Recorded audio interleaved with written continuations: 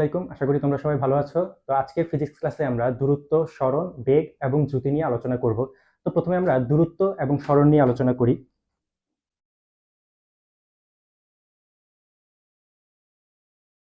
দূরত্ব এবং সরণ। তো দূরত্ব কি?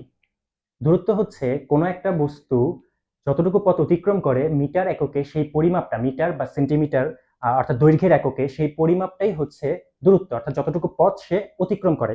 আর সরণ হচ্ছে কোনো একটা বস্তু যে পথেই যতটুকু পথই অতিক্রম করুক না কেন, তার আদি অবস্থান থেকে শেষ অবস্থান পর্যন্ত সরাসরি যেই ডিস্টেন্সটা সেটাই হচ্ছে তার সরণ।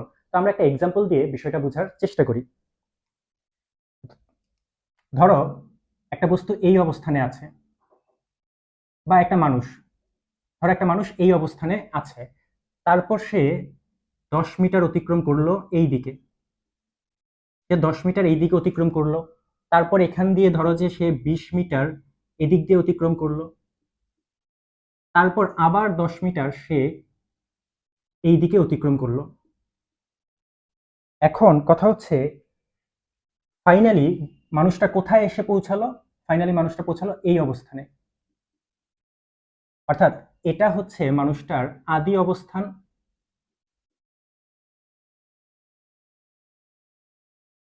আর এটা হচ্ছে মানুষটার শেষ অবস্থান। এখন আমাদের কোশ্চেন হচ্ছে এখানে দূরত্ব কত আর সরণ কত, আমাদের সেটা বের করতে হবে। দেখো কি বলেছিলাম যে দূরত্ব কি? দূরত্ব হচ্ছে কোন একটা বস্তু বা মানুষ টোটালি যতটুকু ডিস্টেন্স কভার করে সেই ভ্যালুটা, সেই পরিমাপটাই হচ্ছে দূরত্ব। তো এই মানুষটা টোটালি কতটুকু ডিস্টেন্স কভার করছে? এই মানুষটা কিন্তু টোটালি 10 মিটার যোগ 20 মিটার যোগ 10 মিটার, অর্থাৎ টোটাল 40 মিটার দূরত্ব বা ডিস্টেন্স সে কভার করছে। অর্থাৎ এক্ষেত্রে তার দূরত্ব হবে 10 যোগ 20 যোগ 10 ইকুয়াল টু 40 মিটার। কিন্তু সরণ কত? সরণ হচ্ছে সে কোন পথে গেছে সেটা আমার দেখার বিষয় না। দেখার বিষয় এটা যে সে স্টার্টিং এ কোন পয়েন্টে ছিল আর শেষে সে কোন পয়েন্টে গিয়ে পৌঁছাইছে। এই দুইটা পয়েন্টের মধ্যে যেই দূরত্বটা বা এই দুইটা পয়েন্টের মধ্যে সরাসরি যে ডিস্টেন্সটা সেটাই হচ্ছে সরণ। তো শুরুতে সে কিন্তু ছিল এই পয়েন্টে, আর শেষে গিয়ে সে পৌঁছালো এই পয়েন্টে। তাহলে এই দুই পয়েন্টের মধ্যে আমি যদি একটা সরল রেখা দিয়ে যোগ করি, তাহলে ওই দূরত্বটাই হবে হচ্ছে তার সরণ। দেখো এই পয়েন্ট আর এই পয়েন্টের মধ্যে সরাসরি দূরত্ব কি? এতটুকু। এতটুকু কত হইতে পারে? এতটুকু অবশ্যই, এই যে এটা 20 মিটার, তার মানে এতটুকু আমরা 20 মিটার বলতে পারি। তার মানে তার সরণ হচ্ছে 20 মিটার। আরেকটা বিষয় সেটা হচ্ছে দূরত্ব হচ্ছে স্কেলার রাশি, অর্থাৎ দূরত্বের ক্ষেত্রে মান জাস্ট আছে, কোনো দিকের কোনো প্রয়োজন নেই। কিন্তু সরণ কিন্তু হচ্ছে ভেক্টর রাশি, অর্থাৎ সরণের ক্ষেত্রে মান এবং দিক উভয়টি তোমাকে উল্লেখ করতে হবে।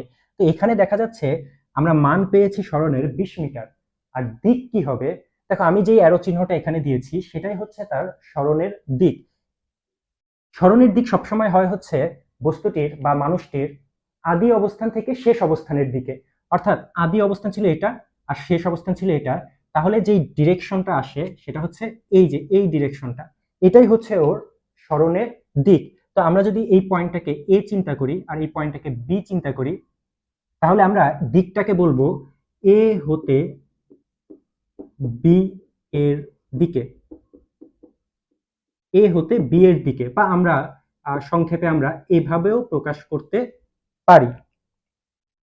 তো আমরা আরেকটা এক্সাম্পল নেই দূরত্ব এবং সরণ বুঝার জন্য। ধরো আমরা একটা অর্ধবৃত্ত আঁকলাম, একটা অর্ধবৃত্ত,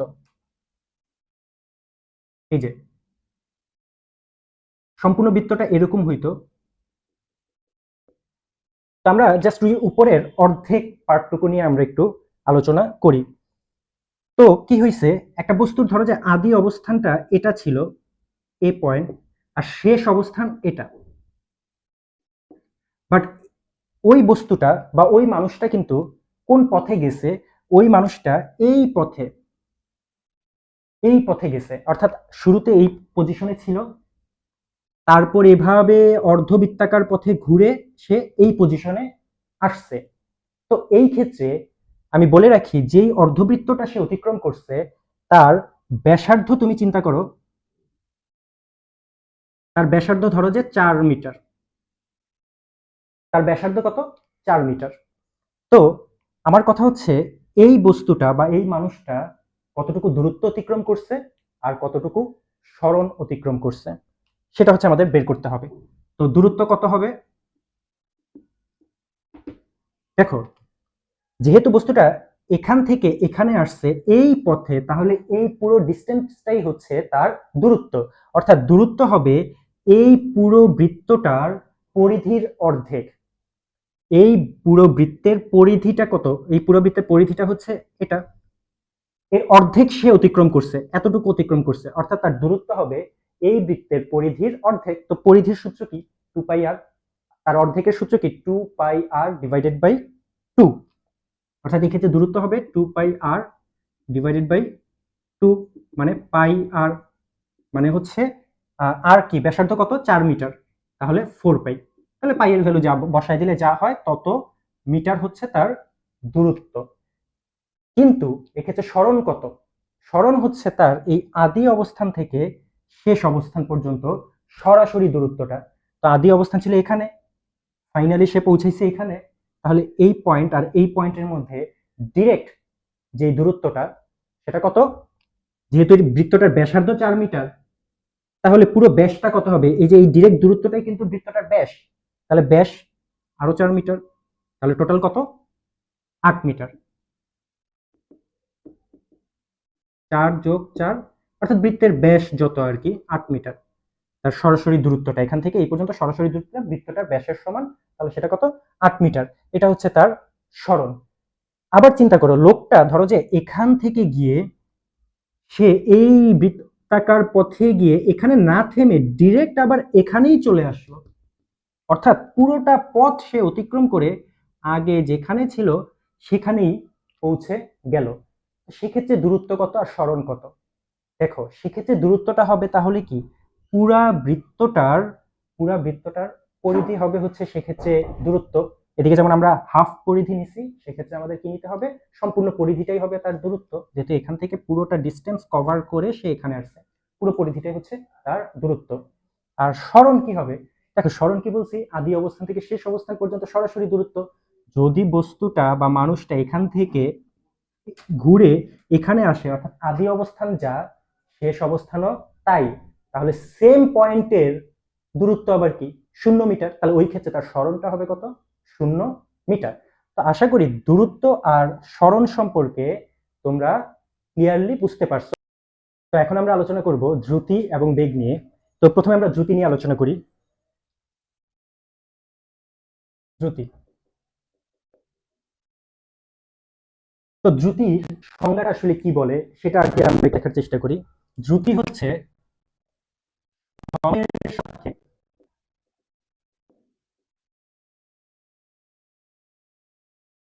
দূরত্বের পরিবর্তনের হার। সময়ের সাথে দূরত্বের পরিবর্তনের হারকে বলা হয় দ্রুতি। তো সংজ্ঞাটা অনেক কমপ্লিকেটেড মনে হইতে পারে, আমি একটু সিম্পল করে বলি এটা মানে কি। এটার মানে হচ্ছে 1 সেকেন্ডে অতিক্রান্ত দূরত্বটাই হচ্ছে দ্রুতি। সেটা যদি আমি লিখি, 1 সেকেন্ডে অতিক্রান্ত দূরত্ব, অতিক্রান্ত দূরত্ব এটাই হচ্ছে দ্রুতি। তো তোমাদের আমি একটা এক্সাম্পল দিই। একটু আগে আমরা যে এক্সাম্পলটা দিয়েছিলাম দূরত্ব বোঝানোর জন্য, ওই একই এক্সাম্পলটা আমি নিচ্ছি। দেখো, একটা মানুষ এখানে দাঁড়ায় আছে এই অবস্থানে, এখান থেকে এখানে গেল, তারপর এখানে গেল, তারপর মানুষটা এই পথ বরাবর এখানে এসে এই যে এই অবস্থানে আসলো। তো এটা কত ছিল? 10 মিটার। এটা ছিল 20 মিটার।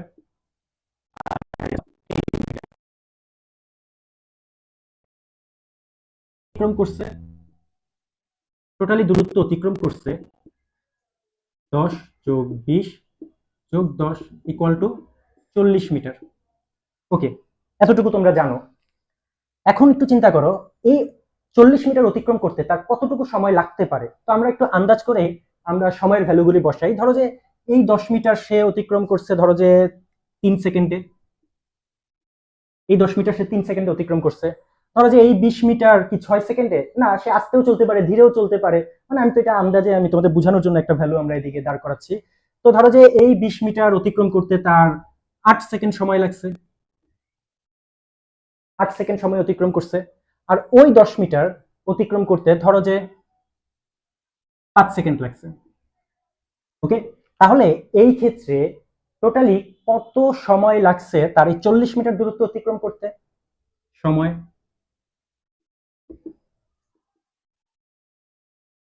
3 যোগ 8 প্লাস 5, 16 সেকেন্ড। তাহলে 16 সেকেন্ডে সে 40 মিটার দূরত্ব কভার করছে। আবার সংজ্ঞার দিকে আমরা ফিরে আসি। 1 সেকেন্ডে অতিক্রান্ত দূরত্বটাই হচ্ছে দ্রুতি। 1 সেকেন্ডে অতিক্রান্ত দূরত্ব। 16 সেকেন্ডে সে কতটুকু দূরত্ব অতিক্রম করছে? 40 মিটার। অর্থাৎ আমি বলতে পারি 16 সেকেন্ডে দূরত্ব কভার করছে 40 মিটার। তাহলে 1 সেকেন্ডে কতটুকু? 40/16, 2.5 মিটার। অর্থাৎ 1 সেকেন্ডে সে 2.5 মিটার দূরত্বটা কভার করে। তাহলে আমি বলতে পারি এদিকে তার দ্রুতি কত? এদিকে তার দ্রুতি হচ্ছে 2.5। এখন দ্রুতির একক কি? দ্রুতির একক কি দেখো, এই ক্ষেত্রে আমরা যে ক্যালকুলেশনটা করছি দ্রুতি বের করার জন্য, সেটার উপরে আমরা ইউজ করছি দূরত্ব। দেখো উপরে কি 40, 40 আমাদের কি ছিল? দূরত্ব ছিল। আর নিচে কত? 16, এই 16টা আমাদের কি ছিল? সময় ছিল। তো দূরত্বের একক কি? দূরত্বকে আমরা কি দিয়ে প্রকাশ করি? মিটার দিয়ে। আর সময়ের একক কি? সময়কে আমরা কি দিয়ে প্রকাশ করি? সেকেন্ড দিয়ে। সময়ের একক সেকেন্ড। তাহলে যেহেতু আমরা দূরত্বকে সময় দিয়ে ভাগ করছি, তাহলে আমরা দ্রুতির একক বের করার জন্য দূরত্বের একককে সময়ের একক দিয়ে ভাগ করলেই আমরা দ্রুতির একক পেয়ে যাব। অর্থাৎ metre divided by second. Metre divided by second, এটা হচ্ছে আমাদের দ্রুতির একক। তো আশা করি তোমরা ক্লিয়ার হইছো দ্রুতির বিষয়টা নিয়ে। এখন আমরা আসি বেগ কি। দেখো বেগ,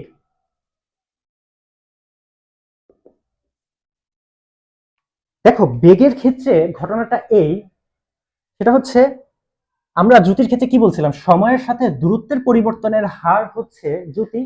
বেগ হচ্ছে সময়ের সাথে সরণের পরিবর্তনের হার।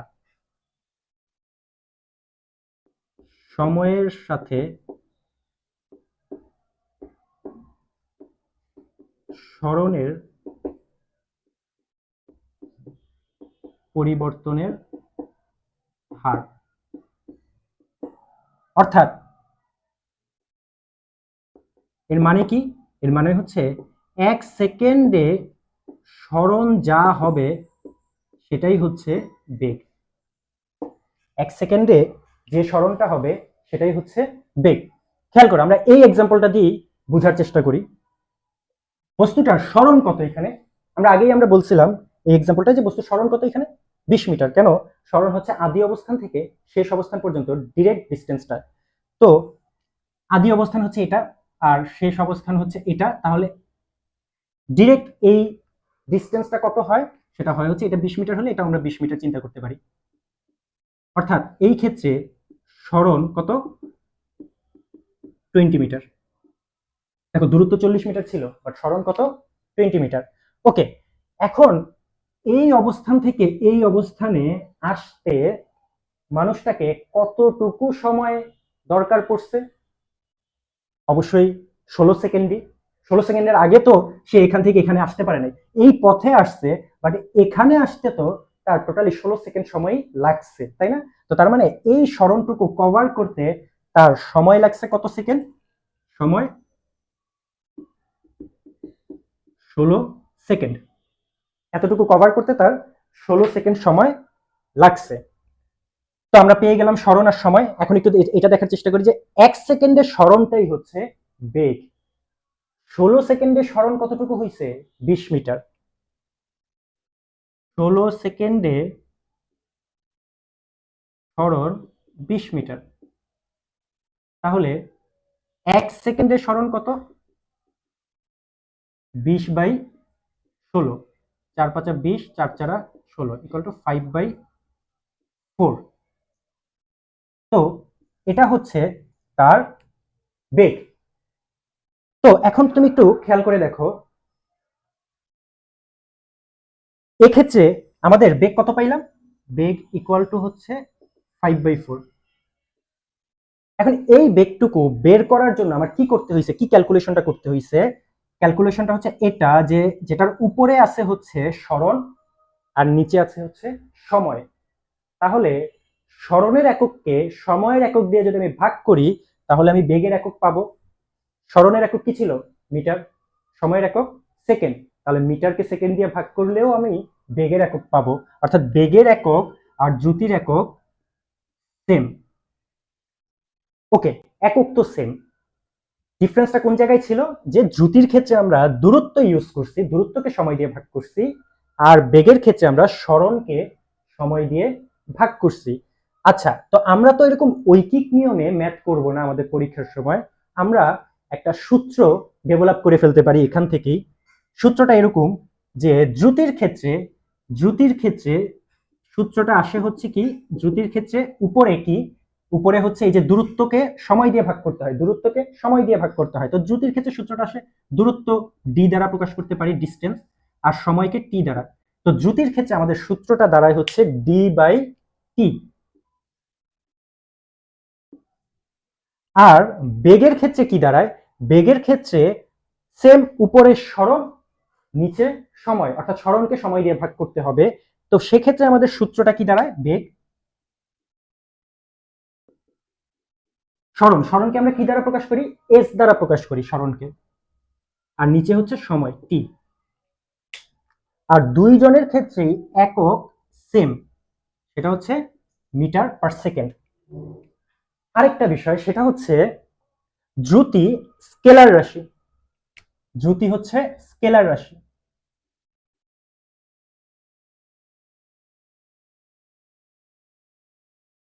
দ্রুতি হচ্ছে স্কেলার রাশি আর বেগ হচ্ছে ভেক্টর রাশি।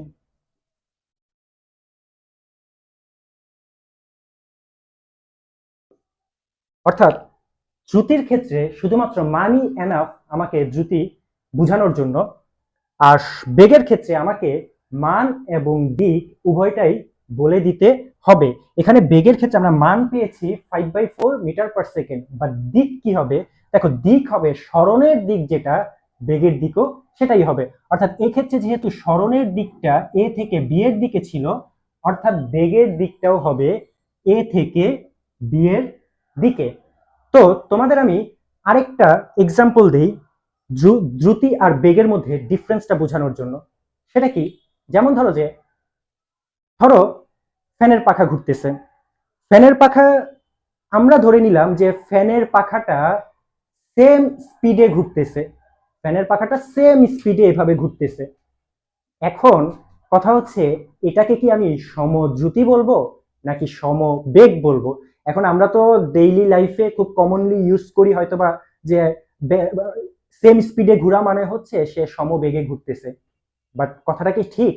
না, ফ্যান যখন ঘুরতেছে তখন এটাকে আমি সমবেগ বলতে পারবো না। স্পিড ফিক্সড হলেও এটাকে আমি সমবেগ বলতে পারবো না, এটাকে আমার সমদ্রুতি বলতে হবে। কেন সমদ্রুতি বলতে হবে? কারণ দেখো, এভাবে যখন একটা ফ্যান ঘুরে তখন কিন্তু কন্টিনিউয়াসলি ফ্যানের ঘূর্ণনের দিকটা পরিবর্তন হচ্ছে।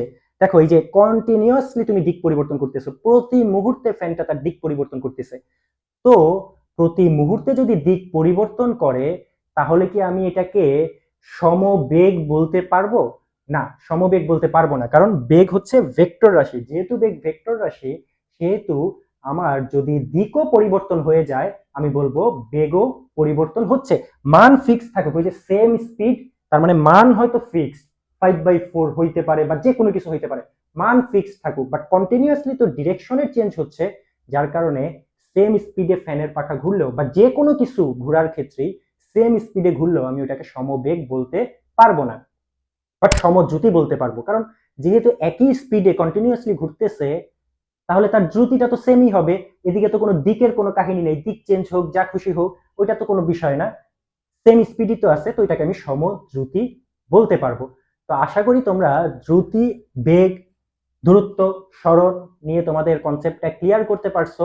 যে কোনো কোশ্চেন থাকলে তোমরা আমাদের কমেন্ট বক্সে জানাতে পারো, খুব দ্রুতই তার অ্যান্সার দেওয়ার চেষ্টা করবো। আল্লাহ হাফেজ।